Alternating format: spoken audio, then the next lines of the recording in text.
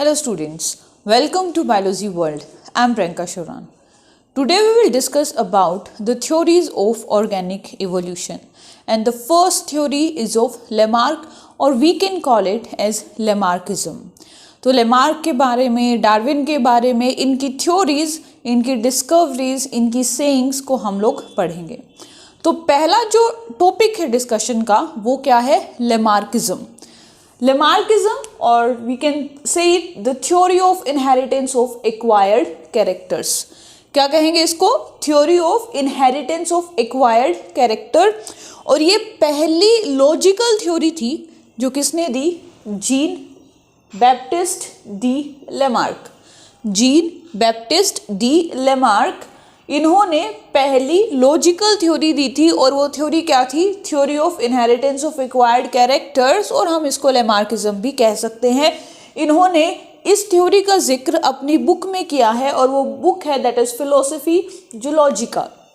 Philosophy Zoologique that was written in 1809. Now according to Lamarckism या according to the theory of मतलब इस theory के according जो Lamarck ने दी है, इसके कुछ बेसिक कंसेप्ट्स हैं. पहला जो बेसिक कंसेप्ट है that is internal vital forces. Lamarck ने कहा कि जो कोई भी ऑर्गेनिज्म है उसकी बॉडी के अंदर कुछ ऐसी इंटरनल वाइटल फोर्सेस होती है, बहुत ज़रूरी. वाइटल का मतलब बहुत इम्पोर्टेंट. कुछ ऐसी इम्पोर्टेंट फोर्सेस होती हैं जो अपने आप ही क्या करती है? किसी भी बॉडी के ऑर्गन के साइज को इंक्रीज कर सकती हैं. लेमार्क ने कहा कि एक ऑर्गेनिज्म है, उसके अंदर कुछ ऐसी इंपॉर्टेंट इंटरनल वाइटल फोर्सेस होती हैं और ये वाइटल फोर्सेस क्या करती हैं? बॉडी के किसी भी ऑर्गन के साइज को इंक्रीज कर सकती हैं. ये था पहला concept that is internal vital forces. Second, effect of environment and new needs. Second क्या है? Effect of environment and new needs. Lamarck ने कहा कि जैसे जैसे इन्वायरमेंट चेंज होगा वैसी ज़रूरतें आएंगी कि अगर इन्वायरमेंट के अंदर चेंज होगा तो वो जो इन्वायरमेंट है एक बहुत इम्पॉर्टेंट रोल प्ले करता है किसी भी इंडिविजुअल पे, किसी भी ऑर्गेनिज्म पे. या हम कह सकते हैं कि इन्वायरमेंट का इफेक्ट होगा किसी भी ऑर्गेनिज्म पे, किसी भी इंडिविजुअल पे. तो उस इन्वायरमेंट में जब चेंज होगा तो उस चेंज के कारण कुछ न्यू नीड्स की डिमांड होगी. जब हमारा एटमॉस्फेयर, हमारा इन्वायरमेंट चेंज होगा तो उस चेंज के अकॉर्डिंग कुछ ऐसी ज़रूरतें पैदा होंगी कि हाँ हमें ये चाहिए. और वो जो नीड्स हैं वो किस में रिजल्ट करेंगी? वो रिजल्ट करेगी न्यू ऑर्गन्स की फॉर्मेशन में, ठीक है, या जो इंडिविजुअल के न्यू कैरेक्टर्स की फॉर्मेशन में. क्या कह रहा है कि जैसे ही इन्वायरमेंट के अंदर चेंज आएगा, चेंज क्या करेगा? नीड्स को डेवलप करेगा. नीड्स डेवलप होंगी तो नए नीड्स के अकॉर्डिंग न्यू कैरेक्टर्स डेवलप होंगे. समझ में आया? थर्ड जो है that is use and disuse of organs. ये बहुत इंपॉर्टेंट जो पॉइंट है, इसके बेसिस पे ही जो लेमार्क ने कहा था कि भाई इवोल्यूशन जो है ठीक है हुआ होगा, लेकिन उस इवोल्यूशन को जिसने आगे बढ़ाया है वो यूज़ और डिसयूज़ है ऑर्गन्स का. मतलब कि अगर किसी ऑर्गन का यूज़ है भाई वो ज़रूरी है तो वो ज़रूरत के हिसाब से आने वाली जनरेशन्स में और भी बहुत ज़्यादा डेवलप हो गया. कि एक ऑर्गन है, ये ऑर्गन बहुत ज़्यादा यूज़ होता है, तो अब क्या होगा? जैसे जैसे नई जनरेशन्स आएंगी वो इस ऑर्गन को यूज़ करती रहेंगी और एक टाइम ऐसा आएगा कि ये जो ऑर्गन है सबसे डेवलप्ड ऑर्गन होगा. वहीं पे कुछ ऐसे ऑर्गन्स हैं जिनका यूज़ नहीं है, तो जिनका यूज़ नहीं है वो धीरे धीरे क्या है? ख़त्म हो जाएंगे. जिन ऑर्गन्स का यूज़ नहीं है वो धीरे धीरे क्या है? ख़त्म हो जाएंगे. मतलब जिस ऑर्गन का यूज़ होगा, जो सबसे ज़्यादा ज़रूरी है, जो सबसे ज़्यादा इम्पोर्टेंट है, वो तो भाई और भी ज़्यादा डेवलप होता जाएगा. लेकिन जिस ऑर्गन का यूज़ नहीं है वो एक दिन ख़त्म हो जाएगा. That is use and disuse of organs. Next and the last concept that is inheritance of acquired characters. Now what are acquired characters? देखो दो तरह के कैरेक्टर्स होते हैं. वन इनहेरिटेड जो कि हमें बिफोर बर्थ हमारे पेरेंट्स से मिलते हैं, दूसरा है एक्वायर्ड जिनको हम एक्वायर करते हैं, अपनाते हैं आफ्टर बर्थ। ऐसे कैरेक्टर्स जो हम बर्थ के बाद अपनाते हैं या वो कैरेक्टर्स जो हमें आफ्टर बर्थ मिलते हैं वो कहलाते हैं एक्वायर्ड कैरेक्टर्स। और लेमार्क ने कहा कि भाई ये जो एक्वायर्ड कैरेक्टर्स हैं यही ट्रांसफ़र होते हैं एक जनरेशन से दूसरी जनरेशन में। इसी को हमने नाम दिया theory of inheritance of acquired characters, कि ऐसे कैरेक्टर्स जो आफ्टर बर्थ हमें मिले हैं कि मैंने कुछ सीखा है तो वो जो मेरी नेक्स्ट जनरेशन आएगी, मैंने आफ्टर बर्थ कुछ सीखा है तो वो जो लर्निंग है वो नेक्स्ट जनरेशन में ट्रांसफ़र हो जाएगी अकॉर्डिंग टू लेमार्क। मतलब यहाँ पे डॉक्टर का बेटा डॉक्टर ही बनेगा। तो क्या है कि वो एक्वायर्ड कैरेक्टर जो हमने जन्म के बाद आफ्टर बर्थ जो हमने अपनाए हैं वही इनहेरिट होंगे। और इसके उन्होंने कुछ एग्जाम्पल्स दिए। क्या एग्जाम्पल्स दिए? First that is of giraffe, कि जैसे यहाँ पे अगर हम जिराफ का एग्जाम्पल मानते हैं तो इसमें यूज़ और डिसयूज़ भी आ जाता है, ठीक है। और साथ साथ में क्या है कि जो एक्वायर्ड कैरेक्टर्स हैं वो भी नेक्स्ट जनरेशन में ट्रांसफ़र होते रहते हैं। तो जिराफ के बारे में लेमार्क ने कहा कि पहले जो जिराफ थे वो एक तरह से हर्बीवोरस थे, हर्ब्स पे वो ग्रेजिंग करते थे, लेकिन फिर हर्ब खत्म हो गई तो उन्होंने शर्ब्स पे ग्रेज करना शुरू कर दिया, ब्राउजिंग करना शुरू कर दिया। तो अब उनकी गर्दन छोटी थी, उनके पैर भी छोटे थे, तो वो धीरे धीरे क्या है बढ़ने लग गए। फिर उन्होंने शर्ब्स की जगह ट्रीज, प्लांट्स की ब्रांचेस को खाना शुरू कर दिया, तो अब उनको और भी लंबी गर्दन और भी ज़्यादा उनके जो 4 लिम्स हैं उनकी रिक्वायरमेंट हो गई।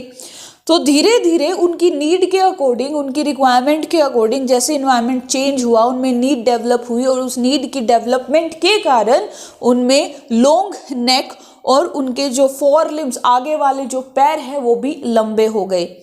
किसके कारण?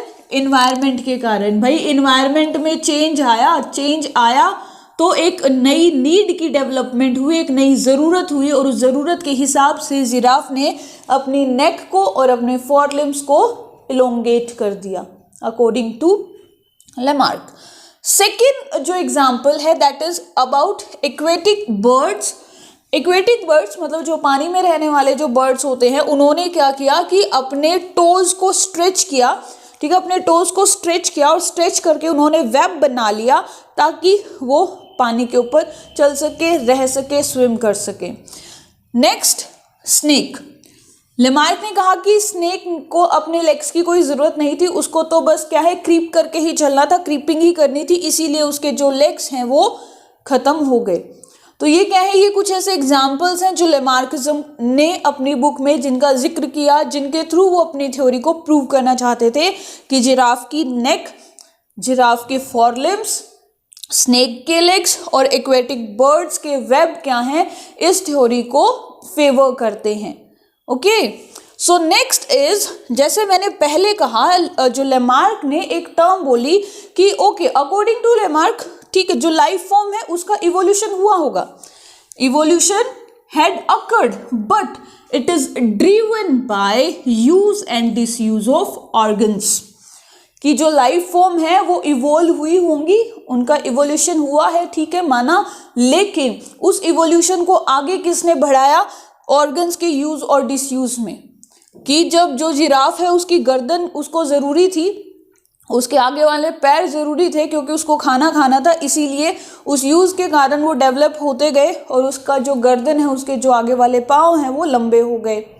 एक्वेटिक बर्ड्स को स्विम करना था वाटर पे, तो इसीलिए उन्होंने अपने पंजों को इतना स्ट्रेच कर लिया कि वो एक वेब बना दिया और उस वेब के कारण वो स्विम कर रहे हैं।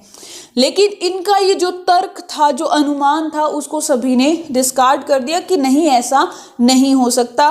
और इसी के क्रिटिसिज्म में पहली जो थ्योरी दी थी वो किसने दी? ऑगस्ट विजमन ने।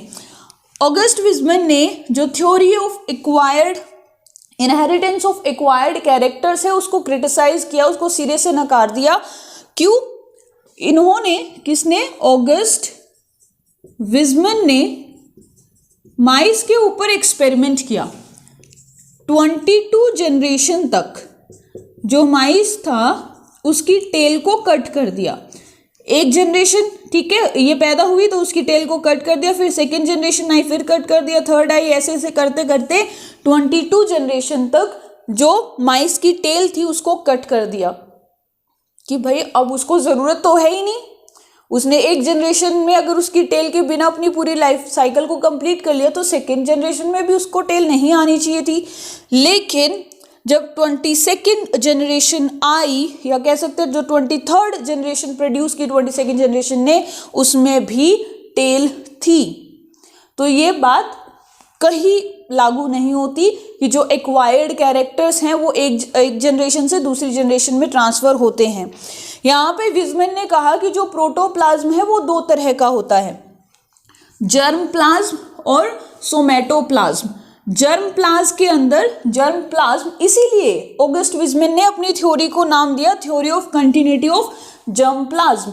और विजमन ने कहा कि जो वेरिएशंस हैं, जो कैरेक्टर्स हैं, जो एक जनरेशन से दूसरी जनरेशन में ट्रांसफ़र होते हैं वो प्रेजेंट होते हैं जर्म प्लाज्म में। तो हम कह सकते हैं कि एक जनरेशन से दूसरी जनरेशन में जर्म प्लाज्म ट्रांसफ़र होता है, लेकिन जो कैरेक्टर्स सोमेटोप्लाज्म में प्रेजेंट होते हैं वो एक जनरेशन से दूसरी जनरेशन में ट्रांसफ़र नहीं होता है। मतलब जो सोमेटोप्लाज्म है वो नेक्स्ट जनरेशन में ट्रांसफ़र नहीं होता है। इसी का एक और एग्जाम्पल हम मान सकते हैं जो क्रिटिसाइज करेगा कि जो इंडियन वीमेंस हैं वो पियर्सिंग करवाती हैं, लेकिन जब नेक्स्ट जनरेशन में जो गर्ल जो पैदा होगी, उसका बर्थ होगा, तो उसमें ऑटोमेटिक पियर्सिंग नहीं होगी। एक विमेन ने जब पियर्सिंग करवाई तो उसका जो नेक्स्ट जनरेशन है उसमें भी पियर्सिंग होनी चाहिए, लेकिन नहीं हुई। तो ये क्या है, ये कुछ ऐसी बातें हैं जो किसको क्रिटिसाइज़ करती हैं, लेमार्किज्म को क्रिटिसाइज़ करती हैं। तो ये था कंप्लीट लेमार्किज्म के बारे में, पहली थ्योरी थी। नेक्स्ट वीडियो में हम डिस्कस करेंगे डार्विन को, या जो डार्विन की थ्योरी है या नियो लेमार्किज्म है। इसके बाद पहले नियो लेमार्किज्म को डिस्कस करेंगे थोड़ा सा, then will start about the Darwin. So that's it for today. If you like my video, then please share and subscribe my channel. Thank you.